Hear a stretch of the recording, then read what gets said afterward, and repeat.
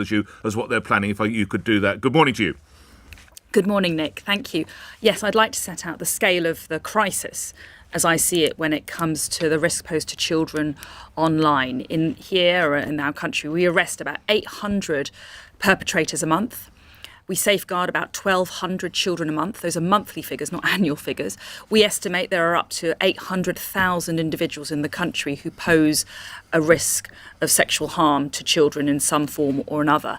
And what we're seeing is an increasing level of incidents of perpetrators, child sexual abusers, choosing, I have to say, in the main, fora like Facebook Messenger and Instagram Direct, both owned by Meta, to conduct these evil crimes. They groom children, they identify children, they solicit children online, they pretend that they are children, they dupe them, they gain their trust, and then they manipulate them into performing sexual acts, indecent acts, pornographic acts.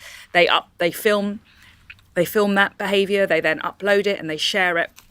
And that is child abuse. That is criminal behaviour. And this is happening on an industrial scale, I'm afraid. And on what Meta is proposing, they're proposing to roll out end-to-end encryption without safety measures, will fundamentally make fora like Facebook Messenger and Instagram Direct safe havens for paedophiles to operate in the dark. So is the government against privacy in message sending? Because it sounds akin to what people can enjoy on WhatsApp, Home Secretary. Not at all. I'm pro-privacy, I'm pro-encryption, I'm pro-innovation. So why against, if you're pro-encryption, Home Secretary, why against this? It's my job to protect children, not paedophiles.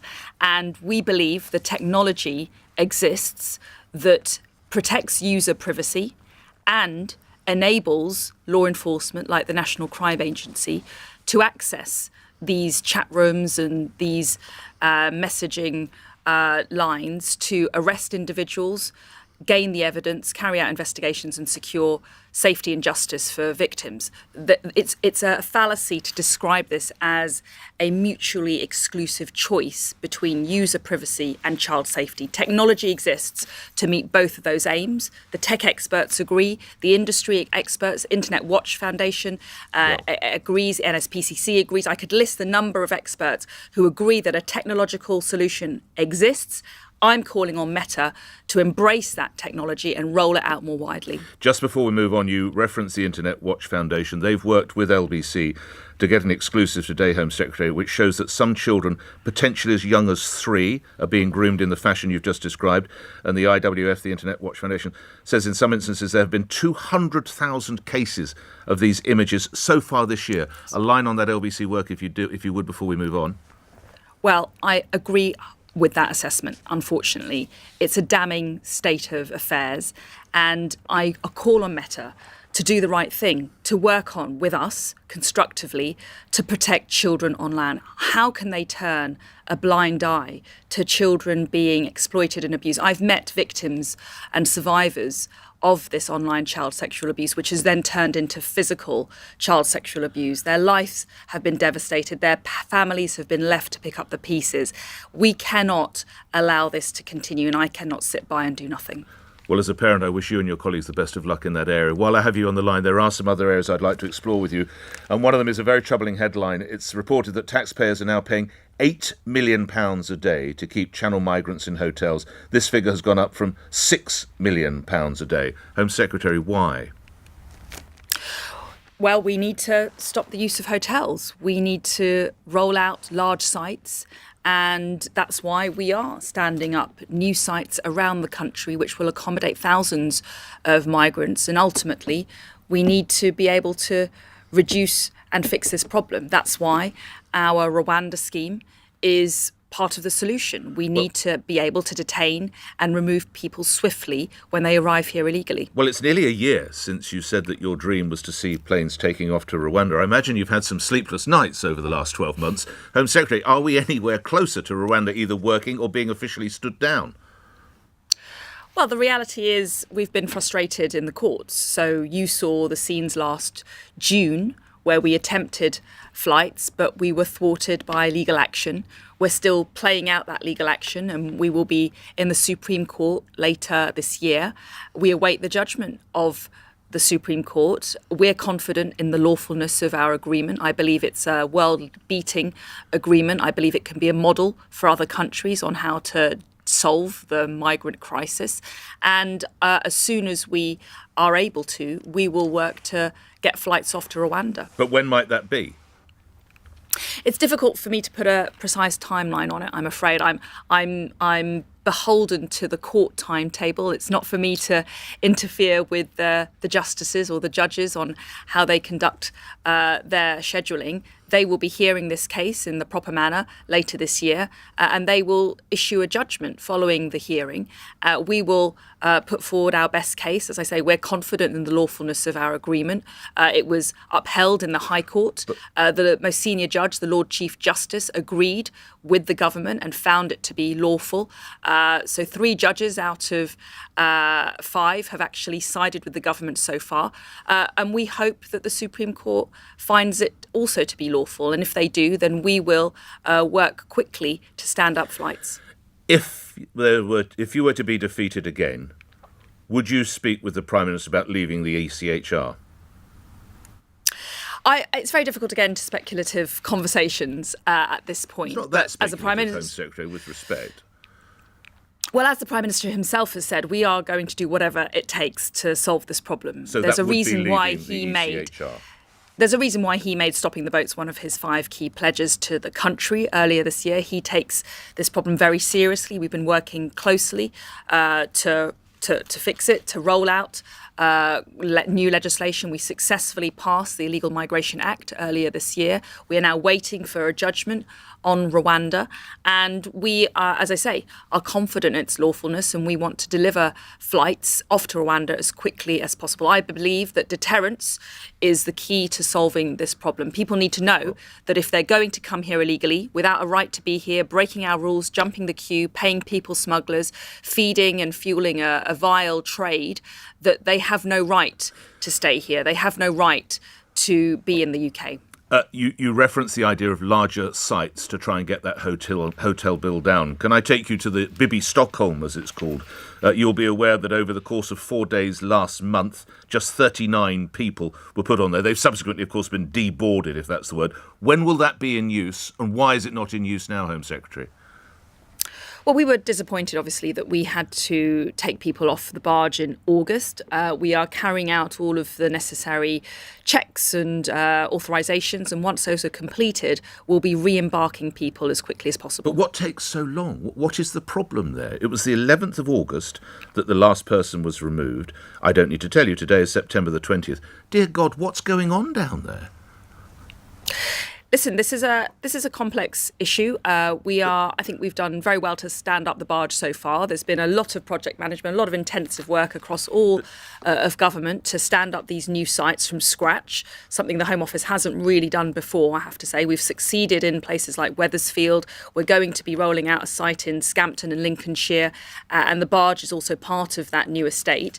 But once we are in a position, we are confident. I'm confident in its safety. What's stopping it? Is it still got Legionnaire's disease? Are there health and safety issues? Is the barge sinking? What is it, Home Secretary? There are various procedures that we need to complete, but we are confident in its safety. The barge and barges like that one have been used very recently to house migrants, to house oil rig workers. A barge has been used in Edinburgh, for example. But if it's been so we used need to just make recently, sure we get all the logistics right before we put people back on the barge. But I'm absolutely determined to roll out the use of this barge and use it for migrant accommodation. All right, last couple of minutes together. Do you support the current 2030 ban on the sale of new petrol and diesel cars, Home Secretary? Well, we're absolutely committed to rolling out our net zero commitments by 2050 in line with our international commitments. So you want to keep it at 2030? Well, the Prime Minister will be setting out a bit more detail in the next few days about how we are going to get to our various targets. We've got to remain pragmatic and proportionate about how we approach net zero. And we've got to remember that these targets are ultimately goals, not straitjackets, and we're not going to save the planet by bankrupting the British people. Because you'll know, it's been reported the Prime Minister is to announce this week the government is abandoning its ambition to ban new gas boilers from 2035 and then also rolling back those deadlines on cars. If that is the case, you would support that? if the Prime Minister has my admiration for making difficult decisions in the public interest, putting the economy first, putting household budgets first, putting daily lives first and how people get about their lives, get to work, get to school. It's important that we adopt an approach of pragmatism and stability and sustainability. We're committed to rolling out net zero by 2050. That remains unchanged. And I'm incredibly proud of what we've achieved so far. I mean, that's your sentiment. I have to put you that Zach Goldsmith, who of course served as a minister under Mr Sunak and is now a Conservative peer, says his, as in Mr Sunak's, his short stint as PM will be remembered as the moment the UK turned its back on the world and on future generations, and as a moment of shame. Is Lord Goldsmith right? I disagree with Lord Goldsmith. He's an expert in this field, but I disagree with him on this. I think we need to take into account the current economic climate. We need to take into account the cost of living challenges. We need to make sure this is sustainable and affordable. We can't, as I say, achieve an arbitrary target and in the process bankrupt everybody. Right. We need to do this in a sensible, mature and sustainable way. Last topic of our conversation. Home Secretary, when did you first learn about the XL American Bully breed dog, and what is the future for the dog and indeed the dog's owners in this country? Are they all to be muzzled? That's the dogs, by the way, not the owners. Home Secretary. Well, we've seen tragically how this American XL Bully dog can wreak havoc, and we have taken steps, as the Prime Minister announced at the end of last week, to ban this dog by the end of the year. I fully support that. I think that would be in the interests of public safety, and it's absolutely right what about existing that we identify people who have these dogs already. I understand. Will they be rounded up? What happens to existing XL bullies? Well, the way it works is when we do this, is we add this particular breed, once we've established the nature of the breed, to the listing on the Dangerous Dogs Act. That will then ban the breeding of those dogs. But we have sufficient legal and criminal offences to cover the behaviour, the reckless or criminal behaviour of owners. And if owners use their dogs in a criminal way, if they fail to control their animals, and if those animals cause serious damage or serious harm, then those owners can be liable in the criminal law. But it obviously doesn't help in the case of someone who's been savaged. So will the dogs have to wear a muzzle? Existing XL bullies, that's my final question. Might they have to wear a muzzle? Home Secretary. Well, that's always an option. We are considering all options, but ultimately we want to control the unacceptable and aggressive spread of these dogs, which are killers. Thank you for your time. Good luck in trying to make the Meta area safer for our children. Thank you for your time. Home Secretary Suella Braverman appearing here on LBC. It's 2 minutes after 8. News headlines then. Thomas Watts. On your radio, on Global Player, and Play LBC. Leading Britain's conversation. This is LBC. From Global's newsroom, Rishi Sunak is expected